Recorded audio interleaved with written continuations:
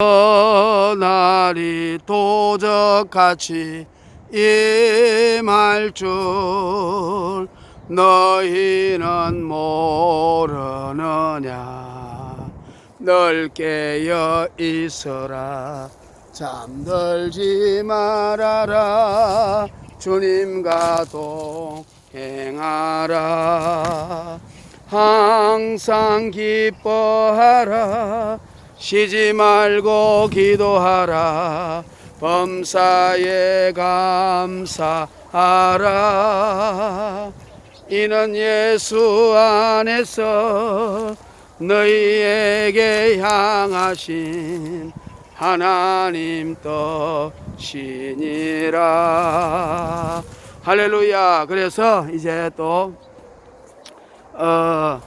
2부로 시작하겠습니다. 이제 예수님 오실 날이 가까우니까 정신을 바짝 차려서 우리가 살아야겠습니다. 자, 그래서 우리가 지금 계시록 13장 16에서 18절의 시대로 이제 가고 있다.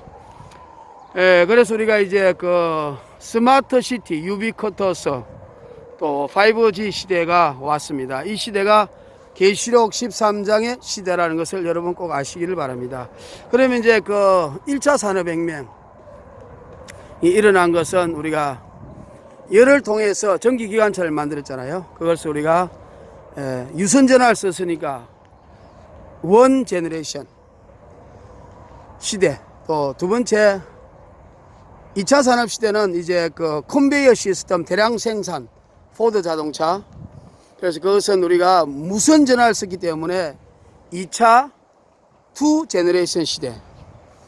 또 이제 3차는 인터넷 시대입니다. 인터넷 시대. 인터넷 시대는 우리가 데스크 인터넷이 있고 우리 핸드폰 인터넷이 있지 않습니까? 그러니까 그것을 3 제너레이션, 4 제너레이션이라고 말합니다. 그러면 이제는 이제 5 제너레이션, 4차 산업은 5 제너레이션이라고 그러죠. 그러니까 4차 산업을 지금 이끌어가고 있는 대표적인 회사가 앨런 머스크의 오라클이라는 회사예요. 여러분 참 이게 재밌는 게요. 우리가 모든 것이 이렇게 영적인 것이 배어 있지 않습니까? 그러니까 오라클, 여러분 오라클은요, 영어가 ORACLE잖아요. 그럼 이건 신탁이라는 뜻이거든요. 옛날에 그리스 헬라 시대에 제우스 성전에서 헬레나나 이런 신으로부터 계시를 받는 그 사람을 말한 겁니다. 장녀들이 그런 계시를 받고 또 성관계 하지 않습니까? 장녀들의 유해가 신전 아닙니까? 그러니까 그 신탁이라는 것이 귀신들로부터, 마귀들로부터 받는 그런 계시를 말하니까 그 회사가 오라클이고, 또 영화에도 보면 오라클이라는 회사가 나오죠. 그리고 그 앨런 머스크라는 사람이 5 제너레이션을 이끌고 있다는 것을 우리가 볼 때, 영적으로 볼 때 이것도 보통 심각한 것이 아니라고, 정말 심각하다 볼 수밖에 없습니다. 그럼 이제 5 제너레이션 같은 경우는요, 우리가 이 완전히 인간을 노예화시키고 지배화시키려는 그런 의도가 있는 겁니다. 여러분 우리가요, 제도가 중요하냐 인간이 중요하냐. 여러분 히틀러가요, 원래는 그 1차 대전에 독일이 패망해서 빚더미에 앉았을 때에 바이마르 대통령이 그 독일의 대통령이 되어서 독일 바이마르 공화국 헌법을 만들었습니다. 그 바이마르 공화국 헌법이요, 민주주의,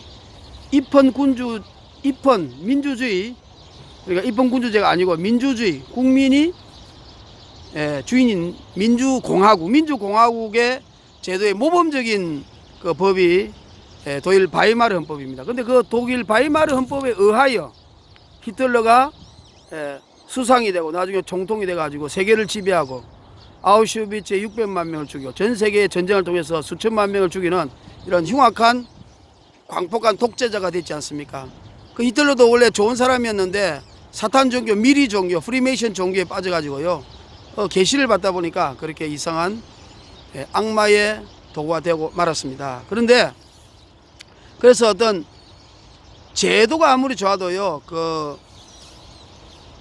인간이 나쁜 인간이 되면은 끝나는 겁니다. 그래서 우리가 세종장 같은 훌륭한 임금을 만나면은 아무리 나쁜 제도라도 임금이 보안해서 살고, 그래서 우리가 그 아리스토텔레스가 철인 정치가 필요하다 그랬잖아요. 그 훌륭하신 분이 정치하면 정말 우리가 인간이 잘못된 것도 그분이 잘 시정해서 정말 훌륭한 국민이 잘 살는 정치할 수 있다. 그런데 아무리 좋은 헌법이라도 연산군이나 광해군처럼 또 우리가 히틀러처럼 그런 악마를 만나면은 그 제도가 악마의 도구가 되는 것입니다. 그러므로 지금 우리가 5 제너레이션 시대는요, 얼마나 지금 그 시대가 인간에게 편리함을 주던 시대라고 이렇게 말을 할 수 있습니다. 그러면 그 5G는요, 로봇 시대, 그 다음에 인공지능 AI, 그 다음에 뇌와 인간 간을 연결시키는 뇌끼리 서로 인간끼리 연결하는 브레인 투 브레인 인터페이스,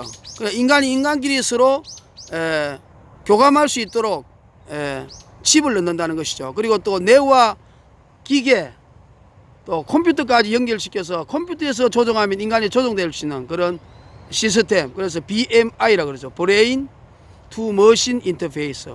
예를 들어서 어떤 그 뇌에 장애가 있어 가지고 손을 못 움직이는 사람이 그 칩으로 전선을 연결해서 이제 컴퓨터를 두드리면 그 컴퓨터에서 전기 신호를 보여줘 가지고 손을 움직이게 한다, 이런 거죠.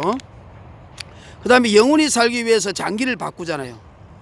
그리고 내 속에 있는 생각을 USB에 넣었다가 또 다른 젊은 사람, 또 아바타를 만들어 가지고 나를 그 속에 바꿔 가지고 생각을 다시 집어넣으면 바뀌니까 영생하는 인간을 만드는 거. 그 다음에 유전자 조작을 해서 반수반인의 인간을 만들어 가지고요, 구약의 창세기 6장에 나오는 네피림이라는 것을 우리가 한번 생각해 볼 때에, 네피림이 물론 이제 그 거인이고 타락한 존재, 하나님의 아들을 셋 후에 사람 아들을 가인의 후예라고 보는 그런 견해와, 또 네피림은 타락한 천사들, 하나님 아들들을 욥기에서는 타락한 천사라고 적혀 있으니까 타락한 천사들과 사람들이 결혼해 가지고 반수반인을 인간을 낳기 때문에 하나님이 심판했다, 이런 설이 있거든요. 그래서 이 종말시대 유전자 조작을 해가지고 지금 반수반인 인간을 만들고 있어요. 왜냐하면 인간은 진화론이잖아요. 인간은 계속해서 진화돼야 되잖아요. 아메바에서부터 어류, 파충류, 조류, 포유류, 호모사피엔스 이렇게 진화되어서 인간이 앞으로 지구가 환경이 어렵고 어떤 시대가 오더라도 그걸 견딜 수 있는 슈퍼 인간을 만들어야 된다. 그러니까 슈퍼 인간을 만들려니까 유전자 조작을 해가지고 사람에게 사자의 힘을, 사람에게 기계의 힘을, 사람을 유전자 조작해가지고 사자인간, 말인간, 독수리인간, 메뚜기인간 이런 식으로 유전자 조작을 해서 지금 한 300여 종 실험을 하고 있습니다. 그리고 또 인간과 기계를 조잡해가지고 인간과 기계, 터미네이터 같은 걸 만들어서 인간을 영원한 존재로 만들고 하는 이러한 것들이 5차 산업에 해당되며, 또 이것을 빅데이터 시대라 그러잖아. 빅데이터, 클라우딩 시스템, 그리고 또 전기 자동차 같은 거 만들고요. 그 다음에 수소 자동차, 그리고 또 튜버 전동 열차라고 있어요. 진공열차, 튜버 진공열차를 해가지고 뉴욕에서 한국까지 그냥 그 뭐 2시간이면 올 수 있는 거. 그 다음에 이제 우주 여행, 우주를 인간이 대중화시키는 여행을 한다. 저는 이게 사기 같아요. 왜냐면 하나님이 우리 인간에게, 물론 타락하기 전에는 우주를 지배하고 다스리게 했는데, 타락하고 나서 인간은 지구밖에 살 수가 없거든요. 그래서 아폴로가 달에 갔다는 것은 음모론으로 주장하는 사람도 있지만 우리가 실제적으로 그게 불가능할 가능성이 많습니다. 여러분 인터넷에 사실 찾아보면요, 그 당시에 소련이 먼저 그 2차 대전이 끝나고 스푸트니크 1호를 미사일을 쏘니까 그 많은 2차 대전이 해방된 나라들이 소련을 따르는 것이 좋겠다. 그래 먹고 산다. 그래서 소련의 동유럽이 줄을 서니까, 그래서 우리는 인간을 달에까지 보낸다. 그래서 아폴로 작전을 펼쳐가지고 그 인간을 달에 보냈다는 건데, 그게 저 네바다주에 완전히 그 스튜디오에 세트해서 했다고 그러잖아요. 존 F 케네디와 FBI가 짜가지고. 그래서 그것을 우리 음모론이라고 하기도 하는데, 여러분이 잘 그렇게 이제 인터넷에 한번 보서 분석해봐요. 그러니까 이제 따지보면 우리 인간이 그 우주를 여행한다. 이것이 결코 이게 만만한 게 아닙니다. 왜냐하면 지금의 이 과학으로는요, 이 우주의 대기권을, 방사성이 엄청 세거든요. 대기권은 그것을 통과하기가 너무나 힘들다고 그래요.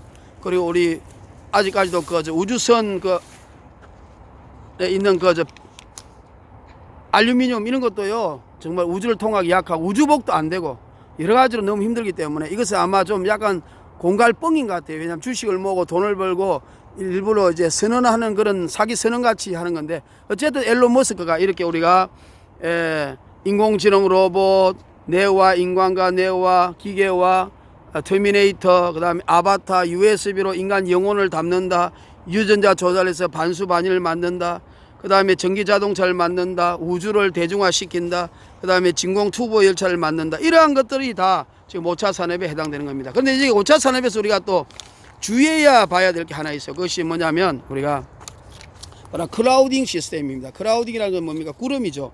그러니까 이제 우리가 어떤 구름 같은 존재 위에 모든 데이터를 다 넣겠다는 것이죠. 그래서 우리가 예를 들어서 뭐 사업을 하고 새로운 일을 할 때에 무슨 이렇게 기본 시스템이 필요하잖아요. 그 기본 시스템을 클라우드에서 다 빌리고 그 클라우드에서 모든 것을 저장했다가 그것을 빌려주고 또 클라우드 시스템을 통해서 모든 사람들의 정보를 보호해 주겠다는, 해킹하지 않고 나라에서, 정부에서. 근데 이제 이 클라우드 시스템 구름 아니에요. 구름에다가 다 모든 것을 다 중앙감시실에서 떼어넣어서 보호해 주겠다는 건데, 여러분 아까도 말한 것처럼 그 중앙감시실에 클라우딩에 우리 모든 것이 다 들어있는데 훌륭한 정부가 되어가지고 그걸 보호해주면 다행이지만, 우리가 성경에는 적그리스도, 인간을 노예화 만드는 그런 정부가, 마귀가 서잖아요. 그러니까 그것은 보호가 아니라 우리 인간을 감시하고 통제하는 이런 시대로 가고 있다. 손과 이마에다가 칩을 받고 모든 인류를 감시하고, 아까 중국에도 말한 것처럼 중국에는 모든 사람을 등급으로 만들어 가지고 조정하고 감시하고 제한하고 있다. 이런 것을 볼 때에 정말 우리가 이 5차 산업은 성경적으로 말하면, 인간적으로 말하면 편리하고 유토피아 같지만 성경적으로 말하면 마지막 적그리스도가 인간을 지배하고, 왜냐하면 자기는 영원한 무지개인가 유황불못 지옥에 들어가잖아요. 그러니까 하나님한테는 게임이 안 되니까 하나님이 사랑하는, 안타까워하는 영혼들을 지옥으로 보내서 하나님 마음을 안타깝게 하는 겁니다. 예를 들어서 범죄자가 그 검사와 검찰총장에게는 게임이 안 되니까 그 자녀들을 유혹해 가지고 납치해서 자녀들을 괴롭히면 그 부모의 마음은 너무 찢어지지 않습니까? 자기가 아픈 것보다 더 아픈 것이죠. 그러니까 우리 하나님은 우리 모든 사람이 디모데전서 2장 4절에 구원받고 진리를 알기를 원하는데, 이 마귀는 어쨌든 죽이고 지옥으로 보내서 하나님 마음을 아프게 하는 이 저주받은 타락한 천사 루시퍼의 그 666 영혼이 덮인 인간이 등장하지 않습니까? 그게 적그리스도죠. 지금 보세요. 그 프란치스코 교황이 엊그제 뭐 시민 결합법 그래가지고 뭐 동성애자들의 결혼을 또 허용한다고 발표했지 않습니까? 그 프란치스코가 우리가 마지막 교황이라는 말도 많이 있죠. 말라카 예언. 그 말라카라는 수도 원장이 한 예언이 있습니다. 그것도 한번 참고해 보시면 마지막 교황이 나타난다. 그 교황이 나타나서 모든 종교를 통합시키고 바벨론의 큰 엄녀가 되어서 큰 거짓 선지자가 돼가지고 적그리스도를 숭배하게 만들죠. 그래서 적그리스도는 정치적인 인물이고 교황은 거짓 선지자, 종교적인 인물. 그리고 또 하나 마수라는 인간 하나 들려내가지고 하늘에서 불을 끌어내려서 이 세 명이 거짓 삼일체가 돼가지고 마귀를 숭배하도록 만드는, 이런 것이 바로 앞으로 나타나는 이 중앙감시 시스템을 사용하는 빅데이터, 블록체인, 클라우딩 시스템으로 인간을 지배해서 노예화시키는 것이 아닌가, 그런 생각이 드는 것입니다. 그것이 반드시 성경적인 것이죠. 여러분 지금 우리나라도 차세대 주민등록 시스템을 해가지고요, 중앙 본부에만 갖다 놓고 일반 공무원들이, 동사무소에 있는 공무원들이 접근도 못하게 한다 그러잖아요.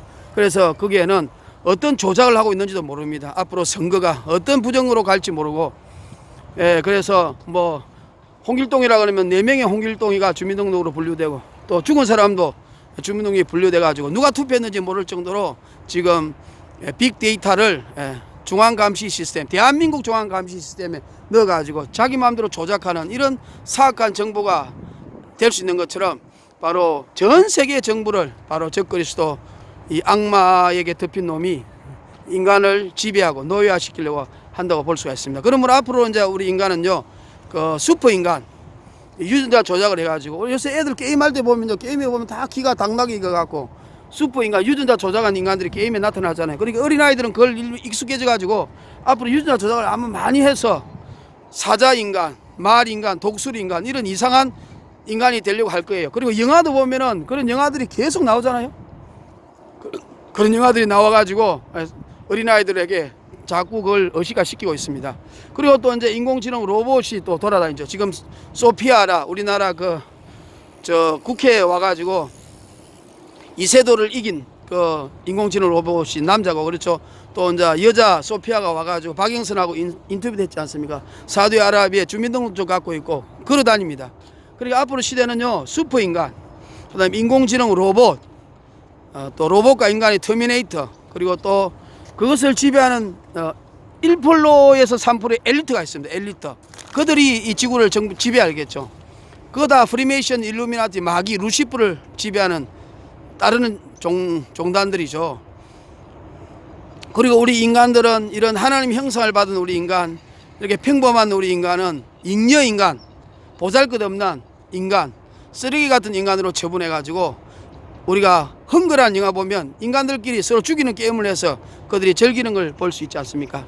그리고 백신 같은 것에다가 약을 넣어 가지고 인간을 조정하고 인간을 죽이는 일을 서서히 한다. 그것이 WHO의 옛날에 그 보건부장이었던 리마 박사라고 있습니다. 이 리마 박사가 폭로하고 아르헨티나가 페루로 도망갔죠. 그래서 앞으로 세계 정부가 탄생할 것인데 그 세계 정부는 인구를 5억으로 만들어서 인구를 새롭게 이 지구를 아름답게 만들려고 준비하고 있다. 나름대로. 그걸 이제 가이아 이론이라 그러죠. 가이아. 그리스 신화 중에 대지의 신 가이아.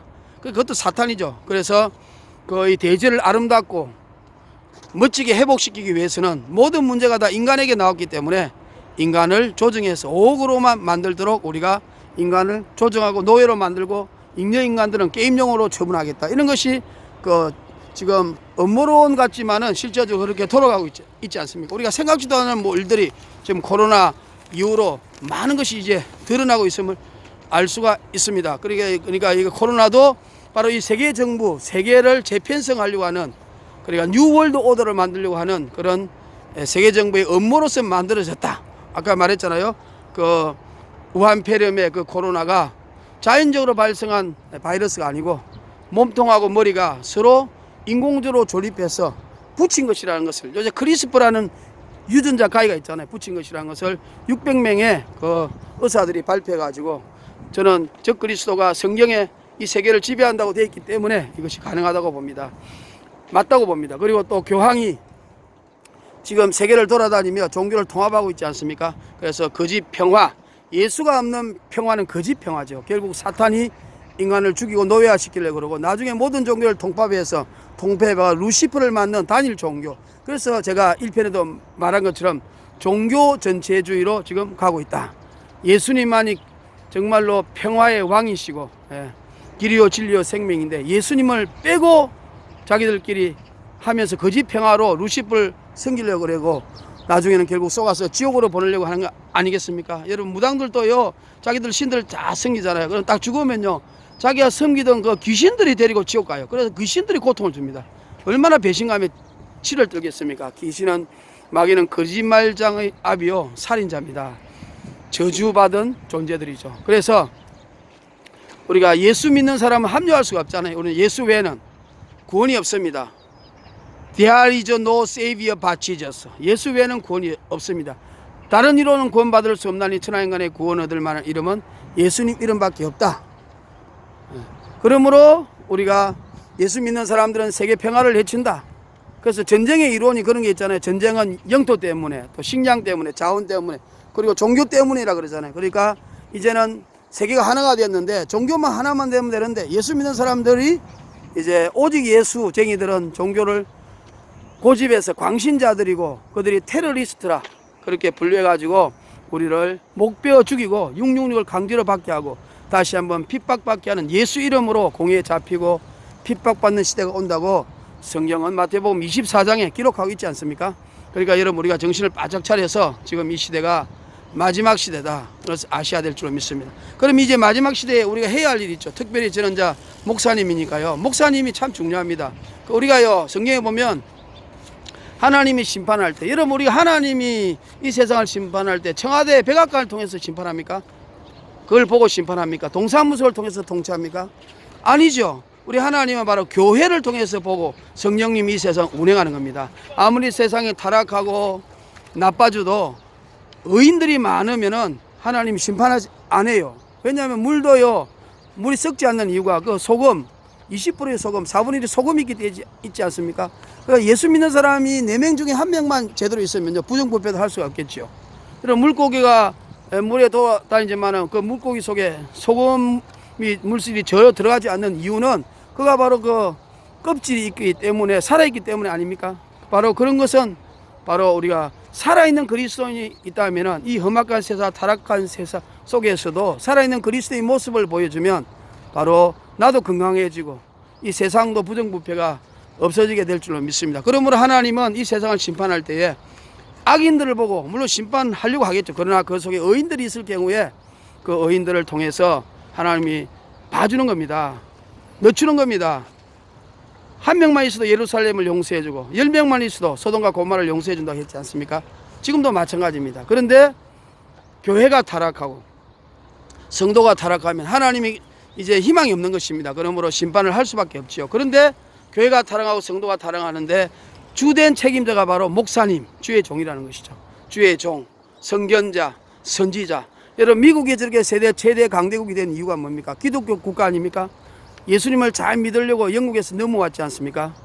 그래서 영국에서 국교회, 성공회를 믿지 않으면 마음대로 전도, 설교, 예배도 못 드리게 하니까 우리는 자유롭게 예수님을 믿고 싶다. 그래서 마음껏 예수님을 믿으려고 와서 마음껏 찬양하고 예배드리고 설교하고 전도하고, 그 미국 아닙니까? 그래서 미국은 목사님이 주축이 돼서 설교하면서 또 추천하면서 교회에서 도지사도 나오고 시장도 나오고 주지사도 나오고 보안관도 나오고 대통령도 나오고 이렇게 했기 때문에 미국은 세계를 지배하는 이런 10년 만에 놀라운 일들이 일어난 겁니다. 그러니까 무슨 이야기냐면 주의 종들의 역할이 그렇게 중요한 것이죠. 그래서 한 손에는 칼바르트가 성경을, 한 손에는 신문을 들고, 목사는 천당 지옥, 천국 지옥, 예수 안 믿으면은 지옥, 예수 믿으면 천국, 이 외에도 하나님 나라가 전 지역에 실현되어야 되기 때문에 성견자, 시대를 이끌어가는 그런 일을 해야 된다. 그러니까 주의 종이 굉장히 중요한 겁니다. 그래서 근데 저도 주의 종으로서 어느 날 제가 이제 우리 그 목사님들 모임이 있었습니다. 그래서 목사님들 모임이 있어가지고 그 모임에 가서 여러 가지 대화를 했어요. 그러니까 어떤 대화냐면 지금 뭐 대선 기간 아닙니까? 그래서 트럼프가 되는 것이 유리하냐, 바이든이 되는 것이 유리하냐, 그렇게 이제 대화를 했습니다. 그리고 이제 우리 그 감사원장 최재형 감사원장이 또 장로님 아니십니까? 그래서 지금 문재인하고 아주 믿음의 싸움을 하고 있습니다. 그분이 하나님 믿으니까 배짱이 생기지 않습니까? 윤석열은 불교니까, 무교니까 배짱이 사라진 거죠. 이사야 아마 41장 10절, 두려워하지 말라, 내가 너와 함께하님이라. 놀라지 말라, 나는 너희 하나님이 됨이라.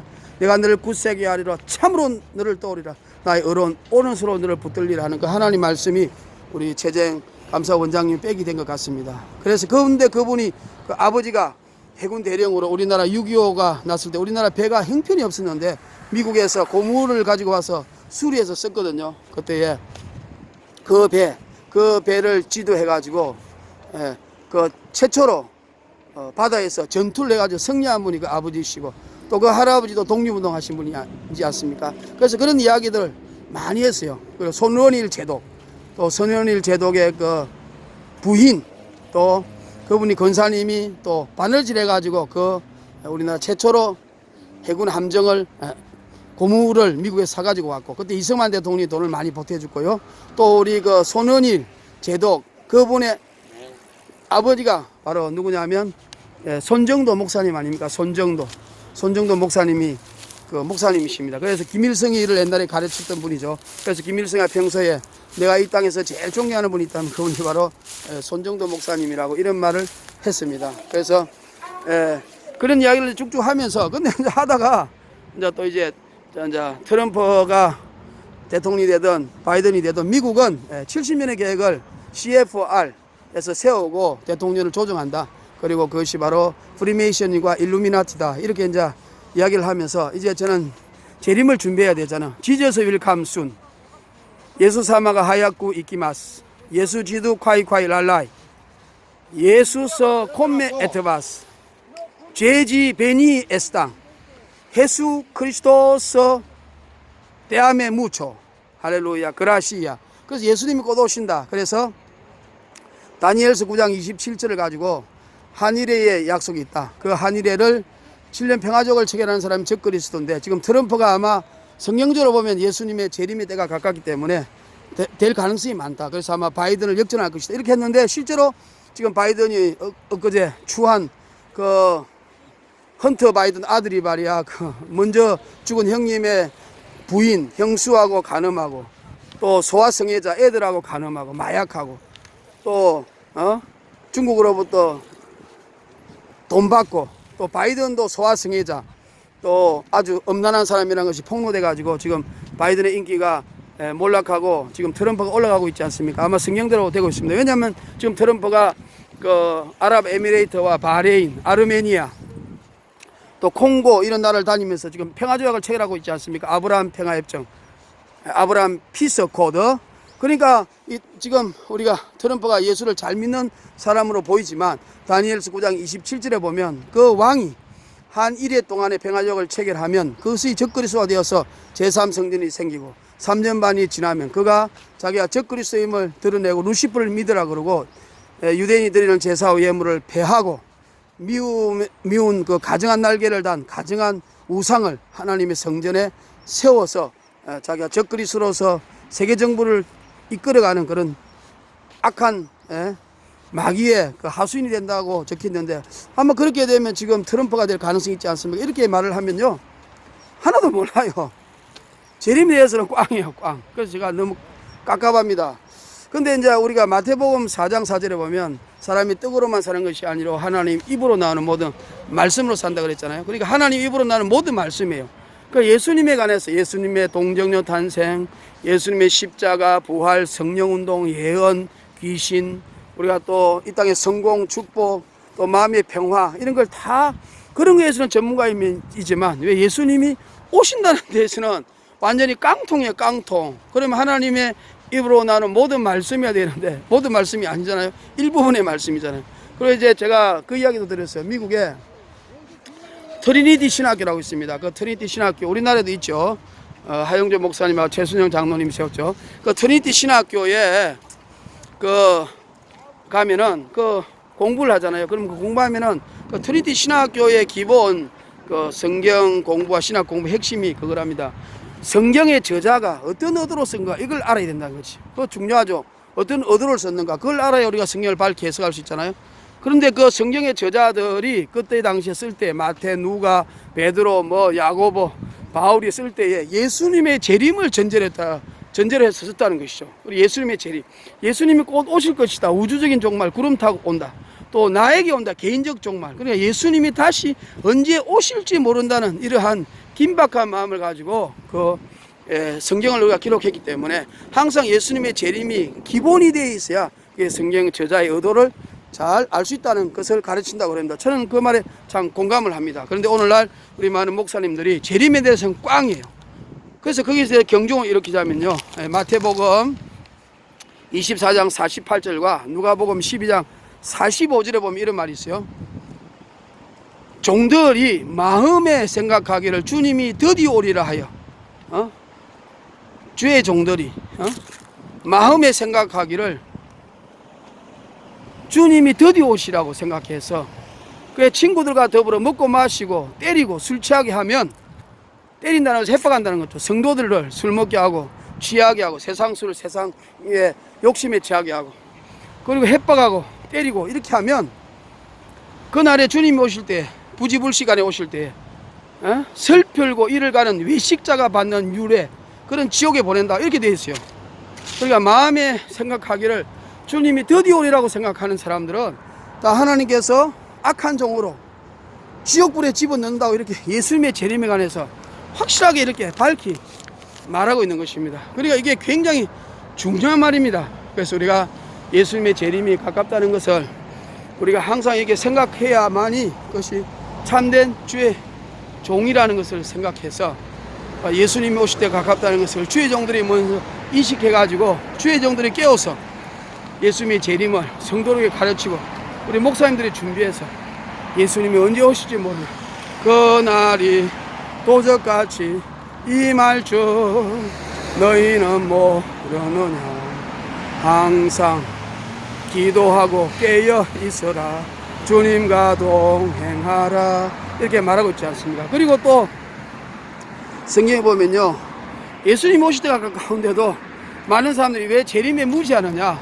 그 이유를 궁금해했는데 또 성경은 이렇게 적혀 있어. 이사야 29장에 보면요, 참 무서운 말이 있습니다. 한번 읽어보면 29장에 보면